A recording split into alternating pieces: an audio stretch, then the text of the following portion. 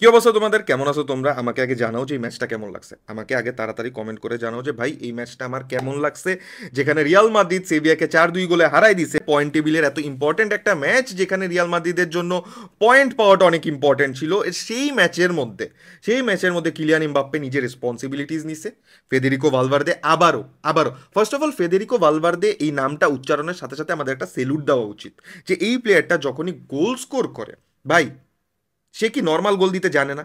সে কি নর্মাল গোল দিতে জানে না যে ভাই আমি প্রত্যেকটা গোল যখন দিব, তার মাথায় চলে আসে তার মাথায় চলে আসে যে ভাই আমার গোল এমন হইতে হবে যে ম্যাচে যত বড় কিছুই থাকুক না কেন, ম্যাচের মধ্যে যেই হাইলাইটই থাকুক না কেন, আমার গোল হবে সবচেয়ে বড় হাইলাইট। এই গেমের মধ্যে রদ্রিগোও গোল পাইছে ভালো, এই ম্যাচের মধ্যে ব্রাহিমও গোল পাইছে ভালো, বাট দেন এগেইন হাইলাইট ম্যাচের অন্য কিছু।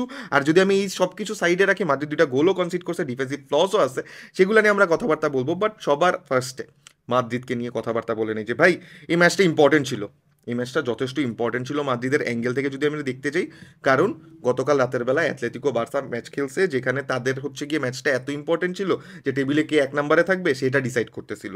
তো সেই হিসাবে টেবিলে 2 নাম্বার কে থাকবে, মাদ্রিদের ওই চান্স আছে কিনা, সব কিছু হিসাব করতে গেলে মাদ্রিদের জন্য এই ম্যাচ ইম্পর্টেন্ট। তারা 4-2 গোলে একটা কমফোর্টেবল উইন নিছে।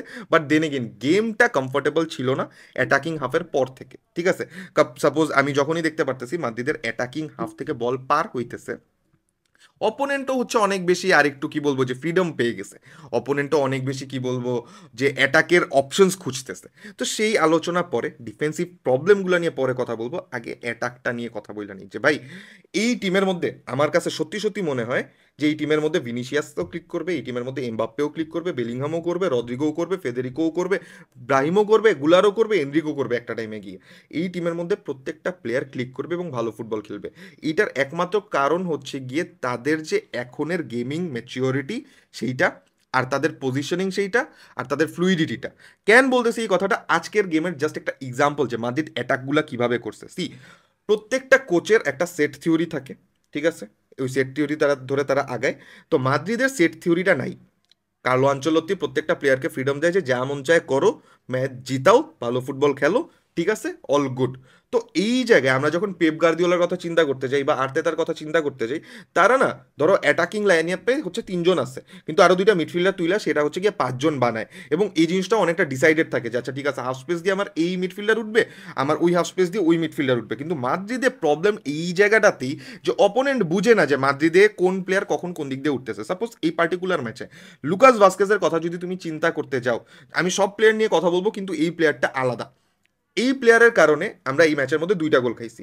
তার সাইড দিয়ে একটা হচ্ছে গিয়ে ঢুকছে প্লেয়ার, যে কিনা সেকেন্ড গোলটা দিছে, ভেরি গুড গোল। ফার্স্ট গোলের কথা যদি বলতে যাই, তার সামনেই ম্যান ছিল যে কিনা হচ্ছে হেডার স্কোর করছে, ফ্রি হেডার পাইছে রীতিমতো।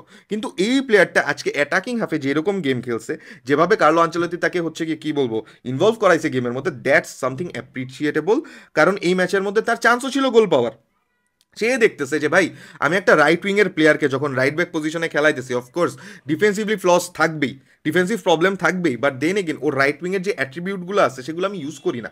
আমি এই জিনিসটাই থ্রু আউট দ্য গেম দেখতে পারছি। যখনই গেমের মধ্যে মাদ্রিদের কাছে বল চলে আসতেছে, লুকাস ভাস্কেস রাইট উইং পজিশনে উপরে, লুকাস ভাস্কেস যখন রাইট উইংয়ে উপরে যাইতেছে, ব্রাহিম দিয়াজের চান্স হইতেছে, আস্তে করে সে ভিতরে ঢুকে যাবে, আস্তে করে সে হচ্ছে গিয়ে কি বলবো একটা ইন্টেরিয়ার হিসেবে গেমের মধ্যে ঢুকে গেছে।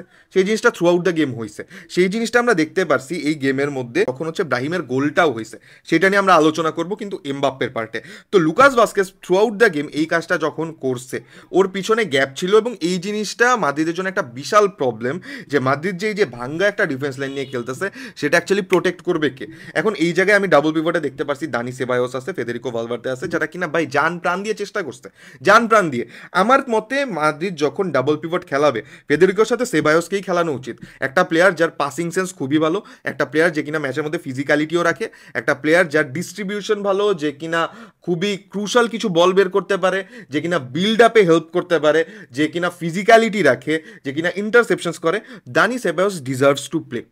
এই টিমের মধ্যে দানি সেবায়োস ডিজার্ভস টু প্লে, ঠিক আছে। তো লুকাস ভাস্কেস যখন উপরে উঠতেছে, দানি সেবায়োস কিছুটা কাভার আপ দেওয়ার চেষ্টা করছে, বাট দেন এগেন ওটা তো আর হয় নাই, because he is not playing in that position particularly, আর পুরাটা শিফটও হইতেছে না, ঠিক আছে। কিন্তু তারপরে লুকাস ভাস্কেসের যেই পরিমাণ ইনভলভমেন্ট এই গেমের মধ্যে, যে ও প্লেয়ার ড্রিবল করে বের হয়ে যাইতেছে, ও প্লেয়ারকে কাটায় হচ্ছে গিয়ে ক্রস দেওয়ার চেষ্টা করতেছে, একটা ক্রস দেখতে পাচ্ছি এমবাপ্পে চেস্টে নামাইছে বাট শুট করতে পারে নাই, ওটা একটা ভালো চান্স ক্রিয়েট হইতে নিছিল। তো ওভারঅল চিন্তা করতে গেলে লুকাস ভাস্কেসের অ্যাটাকিং হাফে গেমটা ভালো ছিল, ঠিক আছে। এখন আমি যদি চিন্তা করতে চাই অ্যাটাকিং হাফে যখন লুকাস ভাস্কেসকে ইনভলভ করা হইতেছে, আমার অ্যাটাকিং হাফের অন্য প্লেয়াররা কি করতেছে এই জিনিসটা নিয়ে কথা বলি। সি, প্রত্যেকটা কোচ যে জিনিসটা করে যে আমার অ্যাটাকিং হাফে 3টা প্লেয়ার আছে, আমি আরো 2টা প্লেয়ার তুলে অ্যাটাকটা এভাবে মজবুত করব। কিন্তু মাদ্রিদের যখন হচ্ছে অ্যাটাকিং হাফ স্টার্ট হয়, লুকাস ভাস্কেস উঠতেছে একটা ফুল ব্যাক, ঠিক আছে, ব্রাহিম ইন্টেরিয়ার যাইতেছে, বক্সের মধ্যে জুড বেলিংহাম ঢুকতেছে, কিলিয়ান এমবাপ্পে আছে, রদ্রিগো আছে, ফেদেরিকো মাঝে মধ্যে উঠে যাইতেছে। এখন কে কোন টাইমে কোন ফ্লুইডিটির সাথে হচ্ছে বক্সে ঢুকতেছে, এইটা একটা বড় কোশ্চেন, যেটা কিনা অপোনেন্টের জন্য। এটা আমি কেন বলি, দেখো এমবাপ্পে আমাদের striker, Mbappe was suppose two B the player যে কিনা বক্সের মধ্যে ঢুকতেছে, গোল স্কোর করতেছে। কিন্তু এই গেমের মধ্যে যদি আমি পার্টিকুলারলি চিন্তা করতে যাই যে এমবাপ্পে গোল কোথা থেকে পাইছে, অ্যাসিস্ট কোথা থেকে পাইছে, তাহলে তুমি দেখবা যে ভাই এমবাপ্পে তো বক্সের বাইরে, এমবাপ্পে তো বাইরে থেকে গোল পাইতেছে। তো এই জিনিসটা হইতেছে কেন, এই জিনিসটা হইতেছে এই ফ্লুইডিটিটার জন্যই, যেটা কিনা অ্যাটাকিং হাফে আসে। তো ব্রাহিম যখন বক্সে ঢুকতেছে, জুড বেলিংহাম যখন বক্সে ঢুকতেছে, আমার অপোনেন্টের ডিফেন্ডাররা তো তখন আগেই অকুপাইড। তো যখন হচ্ছে গিয়ে রদ্রিগো বল নিয়ে আসতেছে বা এমবাপ্পে একটু ফ্রিলি রোম করতেছে, ডিফেন্ডারদের মাথায় ওই জিনিসটা ক্যাপচার হয় না যে ভাই আমার এমবাপ্পে কিন্তু ফ্রি হয়ে যাইতেছে। আর এই জিনিসটা কাজে লাগায় এমবাপ্পে নিজেকে যতটা পারে গেমের মধ্যে ইনভলভ করছে, ও ফল ব্যাক করছে, গেমটা কানেক্ট করছে। ওর গোলটাও আসছে জোন 14 থেকে, যেখানে সে বাইরে থেকেই বল নিছে এবং বাইরে থেকেই শুট চালাইছে। কারণ কি, জিনিসটা এমনও না যে অপোনেন্টের ডিফেন্ডাররা ওর পিছে, না, অপোনেন্টের ডিফেন্ডাররা ওর সামনেই, কিন্তু তারা অকুপাইড অন্য প্লেয়ারদেরকে নিয়ে। তো এমবাপ্পে ওই জায়গায় স্পেস পাইছে, শট চালাইছে। এমবাপ্পে অ্যাসিস্ট কোথা থেকে পাইছে, সে বক্সের বাইরে নিজে পুরো গেমটা বানাইছে, লুকাস ভাস্কেসকে পাস দিছে, লুকাস ভাস্কেস ব্যাক পাস দিছে, এবং সেখান থেকে সে ব্রাহিমকে একটা থ্রু ছাড়ছে, ঠিক আছে, সুন্দর থ্রু, সুন্দর ফিনিশ। এখন এই জায়গায় আমি ওই জিনিসটা দেখতে পারলাম যে ব্রাহিম ইন্টেরিয়ার চলে আসছে। তো এই প্লেয়াররা যখন হচ্ছে বক্সের মধ্যে আরো বেশি অ্যারাইভ করে, এবং মাদির যখন কি বলবো যে অপোনেন্টকে প্রেসও করতে চায়, তারা খুবই কম্প্যাক্ট প্রেস করে, যে জুড বেলিংহাম এমবাপ্পে উপরে, আমার 2 উইঙ্গার রদ্রিগো, ব্রাহিম দিয়াস, 2 ফুলব্যাককে মাঝে প্রেস করতেছে ফেদেরিকো, একজনকে মার্ক করতেছে হচ্ছে দানি সেবায়োস, আমার মোটামুটি পুরো টিম কাভার আপ হয়ে যেতেছে। তো এইভাবে মাদ্রিদ তাদের যে অ্যাটাকিং হাফ, এইভাবে মাদ্রিদ তাদের যে মিডফিল্ড প্রেস, আর এইভাবে মাদ্রিদ তাদের ফ্লুইডিটি অ্যাটাকিং হাফে পুরো জিনিসটা করছে। এখন এই জায়গায় আমি অনেক সময় দেখতে পাচ্ছি রদ্রিগো হচ্ছে কি ইন্টেরিয়ার আসতেছে, তখন কামাভিঙ্গা উঠতেছে কোনো কোনো জায়গায়, কোনো কোনো জায়গায় আবার এমবাপ্পে নিজে ওয়াইডে যাইতেছে, রদ্রিগোকে মাঝখানে দিতেছে। তো এইসব জিনিসপত্র ম্যাচের মধ্যে ছিল, যেটা কিনা মাদ্রিদের অ্যাটাকটাকে আরো স্মুথ করছে। আমি যদি সেকেন্ড গোলের কথাও বলতে চাই, যেটা কিনা ফেদেরিকো দিছে, সি, প্রত্যেকটা প্লেয়ারই দেখবা যে বক্সের ভিতরে ম্যাক্সিমাম ওখান থেকে একটা ক্রসের চিন্তা ভাবনা করতেছিল, বাট দেন এগেন ফেদেরিকোর কাছে বল গেছে। আর ফেদেরিকো, ভাই ফেদেরিকো এটা কি গোল দিছে, কি এমন একটা গোল দিছে ফেদেরিকো ভালভার্দে, যেটা দেখার পর দুনিয়া আউলায় যায়। প্রত্যেক সপ্তাহ আসে ফেদেরিকো অস্থির গোল দেয় আর মনটা ভালো হয়ে যায়। ভাই এই প্লেয়ারটা আমি বলবো অন্য একটা কাতারে কেন বলতেছি, তুমি যখন বেস্ট মিডফিল্ডার চিন্তা করতে যাবা ওয়ার্ল্ডের, জুড বেলিংহামের কথা আসবে, কোল পালমারের কথা আসবে, জামাল মুসিয়ালা আসবে, পেদ্রি আসবে, অনেকগুলো প্লেয়ারের নিয়ে আলোচনা করবা। কিন্তু ফেদেরিকো ভালভার্দে যে বারটা সেট করতেছে, ঠিক আছে, সেটা অন্য একটা ক্যাটাগরি, যে ওই ক্যাটাগরিতে অন্য প্লেয়ার এত কমপ্লিট মিডফিল্ডার ঢুকতেই পারবে না, ঢুকতেই পারবে না, ঠিক আছে। তো Federico is that kind of a thing. আমি যদি বলতে চাই যে মাদ্রিদের তাহলে এখন ডিফেন্সিভে হাফে কি প্রবলেম ছিল, ভাই একটা জিনিস চিন্তা করো, আমার ডিফেন্স লাইনে আমার 4টা ডিফেন্ডার, একটা ডিফেন্ডার, আর বাকি 3টাই হচ্ছে গিয়ে মেকশিফট ডিফেন্ডার। তো এই জায়গায় আমার ফ্লস থাকবে, আর এটা তারা কিভাবে এক্সপ্লয়েট করতেছিল। তো এই যে পার্টিকুলার জিনিস যেটা মাদ্রিদের এগেনস্টে আজকে সেভিয়া করছে, ঠিক আছে, এটা যে কোনো টিমের জন্য একটা চিট কোড হয়ে যাইতে পারে। সেটা হচ্ছে গিয়ে তারা যদি ফার্স্ট ট্রানজিশনে যদি হচ্ছে গিয়ে পিচটাকে ওপেন করে খেলে, ঠিক আছে, তাইলে মাদ্রিদের ডিফেন্স লাইন ভাঙবে ফর শিওর, ভাঙবে ফর শিওর। এটা কেন বলতেছি, আমি চিন্তা করি যে মাদ্রিদ যখন কম্প্যাক্ট করতেছে, কি বলে, ডিফেন্ডিং করতেছে একদম শুরু থেকে, যে মাদ্রিদের প্রত্যেকটা অ্যাটাকারও হচ্ছে গিয়ে অ্যাওয়্যার। তো মাদ্রিদের এই যে অ্যাটাকার বা মিডফিল্ডার সব কিন্তু দৌড়ানো পাবলিক। তুমি চিন্তা করতে যাবা যে ফেদেরিকো তোমাকে আইসা ট্যাকেল মাইরা দিবে, জুড বেলিংহাম ট্যাকেল মাইরা দিবে, রদ্রিগো মাইরা দেয়, এখন এমবাপ্পেও দৌড়ায়, ব্রাহিম দিয়াজ অনেক অ্যাক্টিভ, দানি সেবায়স মাইরা দিবে। তো এইসব প্লেয়াররা পশ্চারে থাকে, ওই যে প্রেসের যে মোমেন্টাম সেইটাতে থাকে, তখন এইসব প্লেয়ারকে থেকে বের হওয়াটা টাফ। কিন্তু যখন কুইক ট্রানজিশন হবে এবং মাদ্রিদের পিচকে আরো ওয়াইড করা হবে, যে মাদ্রিদ কম্প্যাক্ট করতেছে, আমরা ওয়াইডে খেলবো, আমরা পিচটাকে টানবো, যাতে মাদ্রিদের কোনো একটা প্লেয়ার, ডিফেন্স লাইন কোনো একটা প্লেয়ারকে যদি আমি টানতে পারি, মাদ্রিদের ডিফেন্স লাইন ভাঙা যাবে। আমি যদি কোনো, এই ম্যাচের মধ্যেই আমরা দেখতে পারছি যে কামাভিঙ্গাকে যখন ফার্স্ট গোলটা দেওয়া হয়েছে, কামাভিঙ্গা ওয়াইডে চলে গেছে, হাফ স্পেস পুরা খালি। যখন হাফ স্পেস খালি হয়ে গেছে, আমার একটা সেন্টার ব্যাক চলে গেছে, আর দুই ডিফেন্ডারের মাঝখান দিয়ে আমার একটা প্লেয়ার ফ্রি হেডার পাইছে। এই জন্য গোলটা হয়েছে, কারণ মাদ্রিদের ডিফেন্স লাইন স্ট্রেচড।